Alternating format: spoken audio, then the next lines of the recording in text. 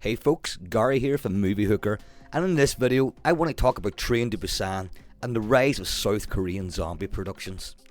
My journey with South Korean zombie productions started in late 2014, maybe early 2015. A director and writer was making some waves because of his two successful animated features, The Fake and The King of Pigs. That director's name was Young Sang-ho. Sang-ho was then given the green light to make two animated feature-length zombie films.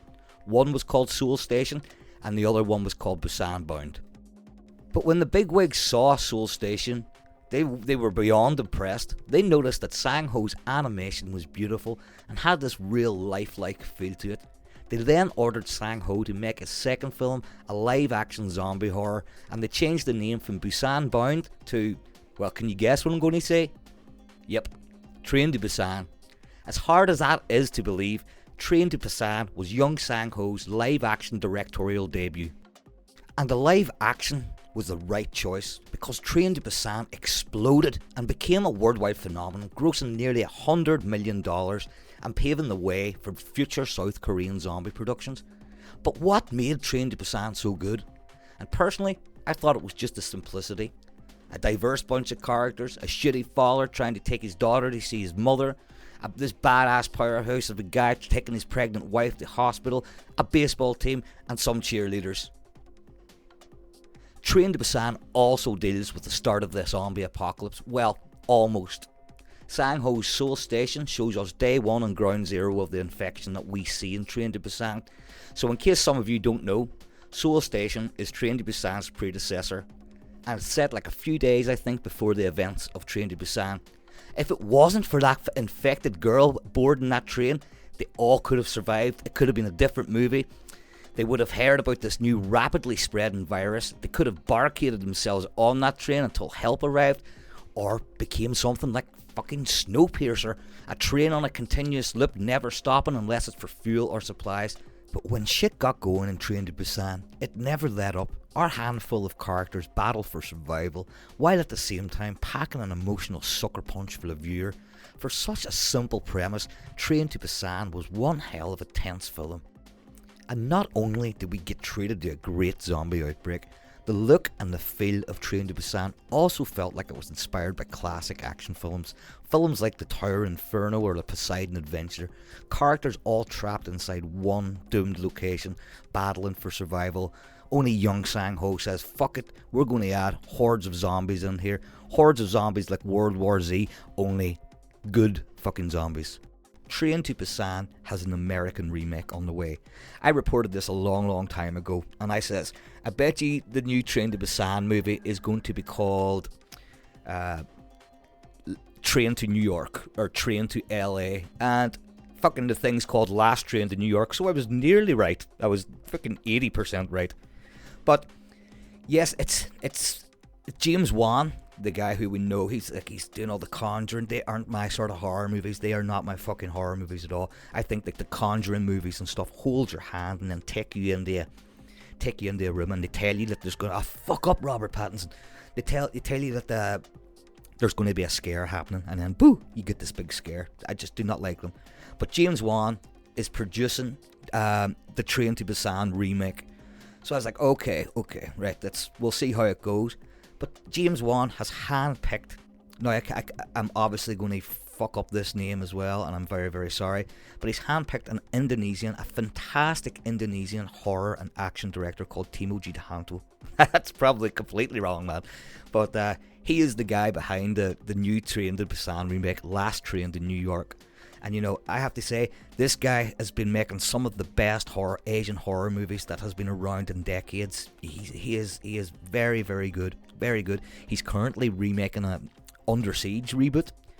And after that, then it's Train to New York. So before anybody condemns this American remake of Train to Busan, then please give it a shot, because James Wan has really attached a director who is known for his extreme violence in films. This guy does not hold back. And you know something? I'm all for this guy getting a fucking chance in Hollywood. This guy has been making low independent horror features for so many fucking years, and they have all been so good.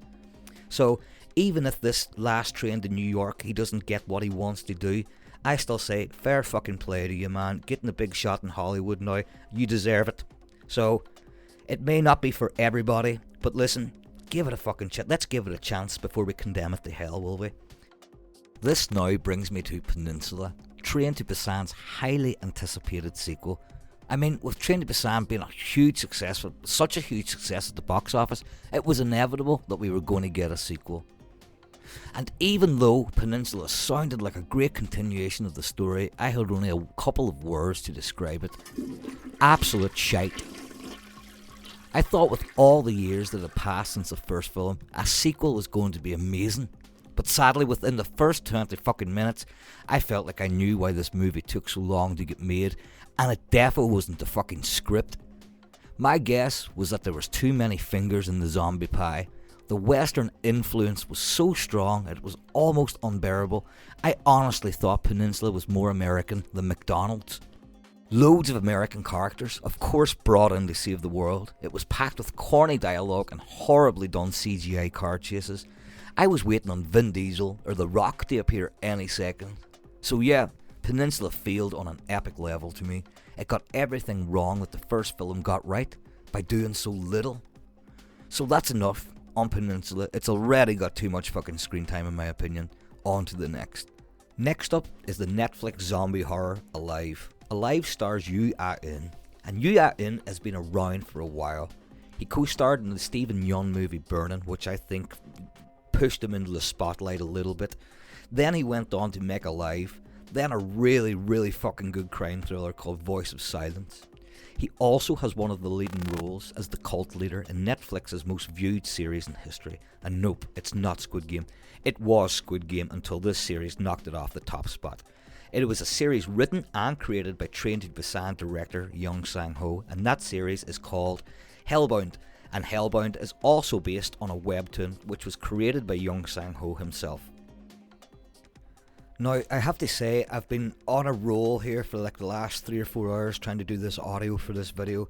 And if you know about Movie Hooker at all, you know that I keep a lot of animals. I rescue a lot of birds. I've got now I have 24 ducks and fucking 10 hens, and the ducks can only remain quiet for so long, and then they team up on me. 12 ducks will go around the front of my house, 12 ducks will go around the back of my house, and then they fucking just quack at me until I give in and throw more food at them. So I am sorry, I have to keep rolling with this audio, so if you do hear the quacking in the background, then just know it's my ducks. And listen, there's nothing wrong with my ducks, they're just fucking spoilt rotten. They're like fucking... oh, they're just spoilt. But anyway, let's get back to Alive. Sorry about that. I just have to explain because I'm on a roll. This audio work takes so long, man. And you have to write everything down and you have to say it in a certain way. And I'm not used to it. And it's fucking hard work, you know. But anyway, let's get back to Alive.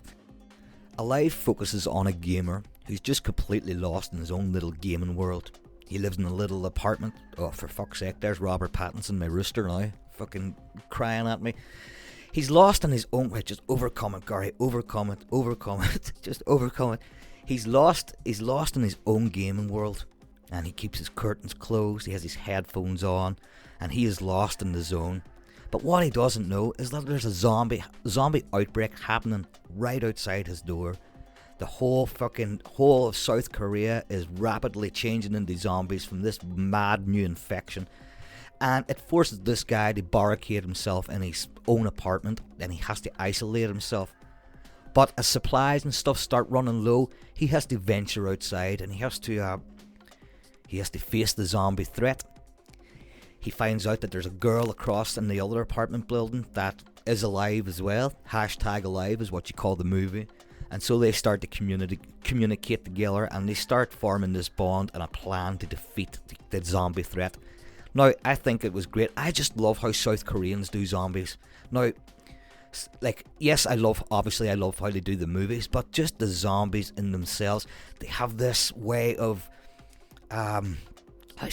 just sounds like all their bones are breaking when they're moving and when they're changing. It's like, oh my god, we don't get that with any other zombie production, like American or anywhere. This is like South Koreans are the first people. I was like, man, it's like Do you remember David in American Werewolf in London, where he changes in the house, and it fucking looks painful when he's turning into this werewolf, and I think it looks fucking really painful when you're turning into a zombie in a South Korean zombie movie. Yeah. So that's Alive, and it's a hugely enjoyable fucking film, and I'd highly recommend for you to check it out. Next up is Netflix's South Korean zombie epic Kingdom. Kingdom was one of the most expensive South Korean Netflix series in existence.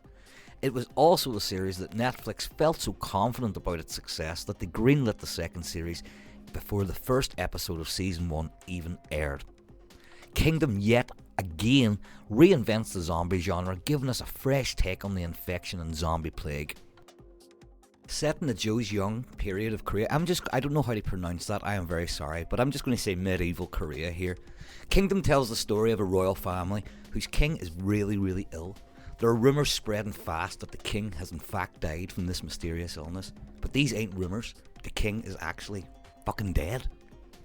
The medicinal properties of a rare flower is then used to try and bring the king back, but it backfires beyond their imagination because this flower is also known as the resurrection flower, and it turns anyone using its remedies into a fucking zombie with a craving for human flesh.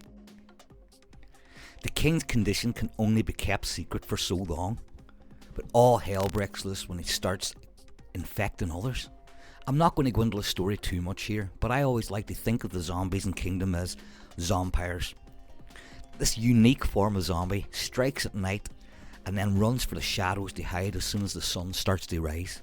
This break in the mayhem gives our hero, the crowned prince, time to come up with tactics to put an end to the infection and save his people. Kingdom currently has 2 seasons available to stream on Netflix, with season 3 airing later this year, I hope. It also has a fantastic feature-length special episode called Kingdom Ashen of the North. Ashen of the North was released last year and tells the origin story of the resurrection flower with all brand new characters. Everything about Kingdom is just so beautiful. The zompires look amazing, the sets are huge, the violence is fierce and brutal, the action choreography is just jaw-droppingly stunning. And the costume design, wow, whatever way that you look at it, you cannot fault Kingdom. And like a lot of hugely popular South Korean films and TV shows, Kingdom is also based on a webcomic. The webcomic is called Kingdom of the Gods, and it was first published in 2014. The movie, Ashen of the North, that's called Kingdomverse, is also based on a webcomic called Burn in Hell, which was released a year after in 2015. I really hope that some of you ain't heard of Kingdom, because that means you can binge both seasons, then you can watch the movie, and then you don't have long to wait until season 3. So I'd be very, very jealous. But if you haven't heard of it, I really hope you enjoy it. So that was Kingdom. Let's get on to the next one. The next film I want to talk about is called Rampant, which sadly flew under the radar for a lot of people. It was released around the same time as the Netflix series Kingdom that I just talked about, and it shares striking similarities to the series, but I actually think that Kingdom overpowered this little gem of a zombie flick, and that's why it's so unheard of. It was financed by the same production company that financed Train to Busan, and Rampant also deals with these hybrid zombies that I like to call zompires, and it's even set in the same era as Kingdom. It was made for only a fraction of the price that Kingdom was made for, but still looks equally as good. With Rampant, well, to me anyways, it was a case of good things come to those who wait. We do get a very slow first half of the movie with very little zompire action, but if you can make it through that first half, then I can guarantee you that things get pretty crazy. Rampant was also made for a budget of just under $12 million, and although it still made a profit, I think it was $15 million altogether, so it just made over $3 million. That wasn't enough. It wasn't enough for the film to get a sequel or a prequel or an origin story or spin-off, which is sad. So I will say, if you enjoyed Kingdom and you haven't heard of Rampant, then please go give it a shot and make your own mind up, because I really, really enjoyed it. So that was Rampant, and let's get on to the next zombie flick. Next up is Zombie for Sale, another criminally unheard of zombie film from South Korea. I first heard of this movie when we were covering Fantasia International Film Festival in 2019. If you think back to 2019, we also got a certain Bong Joon-ho Oscar winner called Parasite. This may be the reason that it didn't get the attention it deserved, because you know something, it really does deserve a lot of love. The name of the movie when we wrote the review, which you can still find on our website by the way, which is moviehooker.com, moviehooker.com.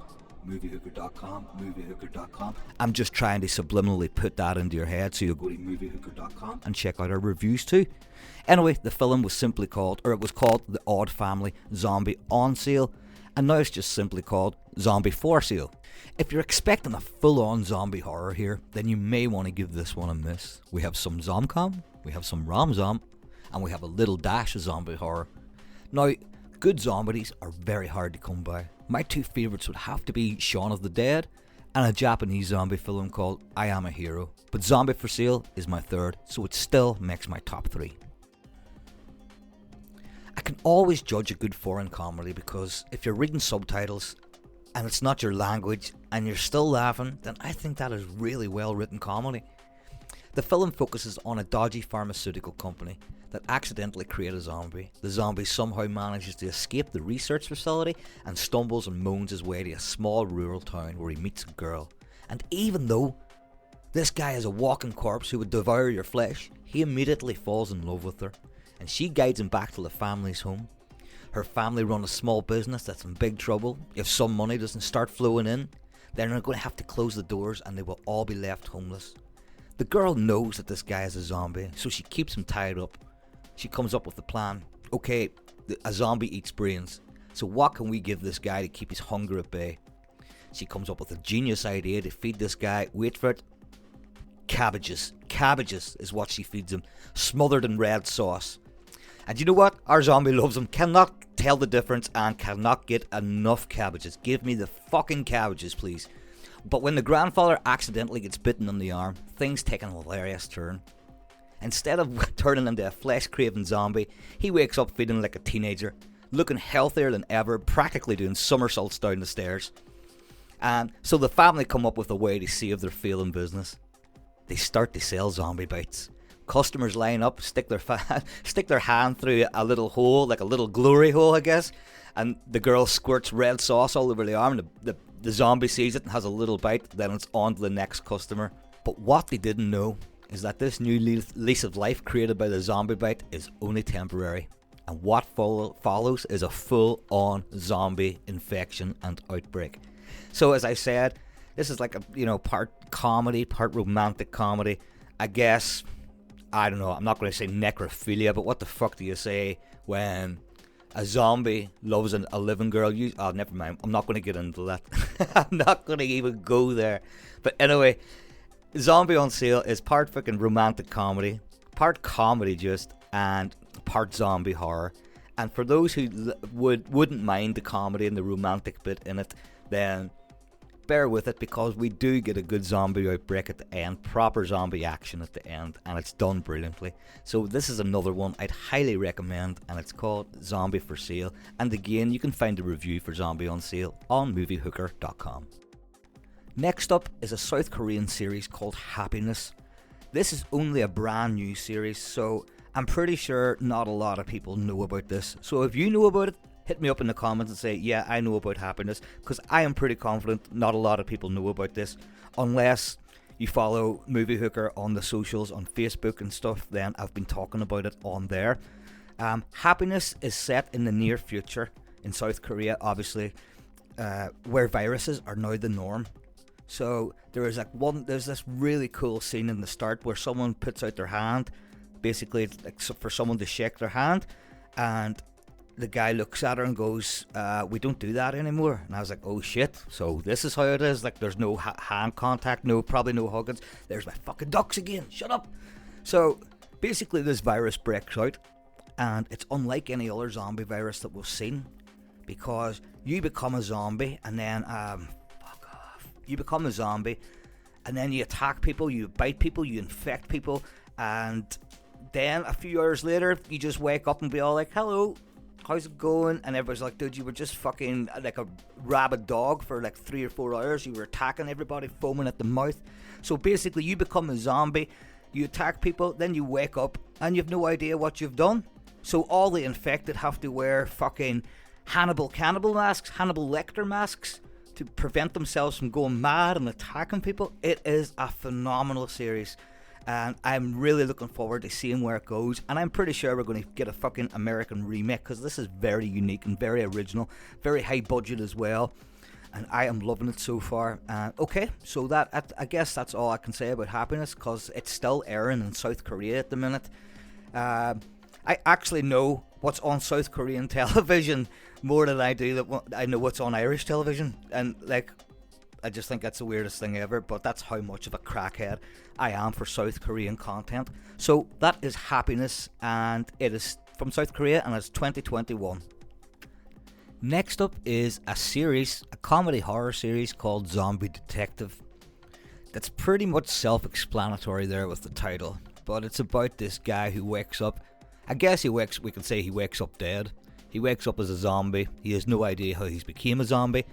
So he becomes a detective, a private detective, and he uses his skills, his undead skills, to try and figure out who bit him and who turned him into a zombie and who is responsible for the zombie outbreak in South Korea. And it is a fantastic series. It is actually genuinely funny. This guy is really good, who plays the lead character, like the zombie. He's got the decomposing skin, so he always looks really funny because he's completely plastered in makeup, and all the girls and stuff are looking at him going, "Is this dude wearing makeup? You know, there's my ducks. Fuck up." Sorry about that. So it's really, really funny. It's a quirky series. The one thing that did let me down about it is the music, but I got really, I had this problem with South Korean TV shows, was the music. When I was watching all American TV shows, or even English or Irish TV shows, I had no problem with the music whatsoever. I am sorry, I gotta keep rolling, or I'm not gonna get this fucking thing done. But these fucking ducks are about to get cooked in a pot. I am telling you. I don't even eat them, but I will cook them. When I was watching, I had no problem with Western productions, the music in the TV shows. I had no problem with the music in Asian films, South Korean, Japanese, Indonesian, Malaysian, you name it. I had no problem. But then the TV shows, it sort of, I can understand that this was a comedy, so it sort of suits it a little bit. You know, it's just the music isn't very good. And if any South Korean, maybe the music ain't good to me, maybe it's good to South Koreans, and maybe some South Koreans are listening to this now and going, fuck you, our fucking music is absolutely fantastic, so go fuck yourself. And I'm like, okay, I'm sorry, but it's just not for me. But if you can get past the silly music, and I don't even know how to explain it, you'll just have to watch it and see, then this is a great little series. It is also on Netflix UK and Ireland, and I am not sure about anywhere else in the world, so I am sorry about that, but I am sure you'll be able to find it, and I hope you enjoy it. That is Zombie Detective. Now folks, we are coming to the end of the video, but I have one more series to talk about, and I've kept it until the end because it hasn't been released yet, and it's getting released very, very soon. It's called All of Us Are Dead, and it is also based on a webtoon. The webtoon is called Now at Our School. A very basic zombie survival premise of a load of high schoolers are all trapped inside their school during a zombie apocalypse, and they have to fight for survival, do the usual zombie stuff. But again, I'm going to reiterate and say, oh my god, they have went the extra mile with the bones breaking and how painful it looks to turn into a zombie in a South Korean production. Oh my god, you've got people fucking folding in half and everything. This looks absolutely insane. And there was also a clever little joke in there for Train to Busan fans as well in the trailer. So that is Now at Our School. I have a funny feeling that this is going to be absolutely huge, and it may even knock, I'm not saying it will, but I'm saying it might even knock Hellbound and Squid Game off that throne of theirs. And if it does, then that is fantastic, because three of the biggest series in Netflix existence are all from South Korea, and that's amazing. So anyway guys, thank you very, very much for listening. You can hit the subscribe button or the like button, whatever, or you can go to moviehooker.com and you can check out all our movie lists and series lists that we write on there. Thanks again. Cheers everybody. Bye bye.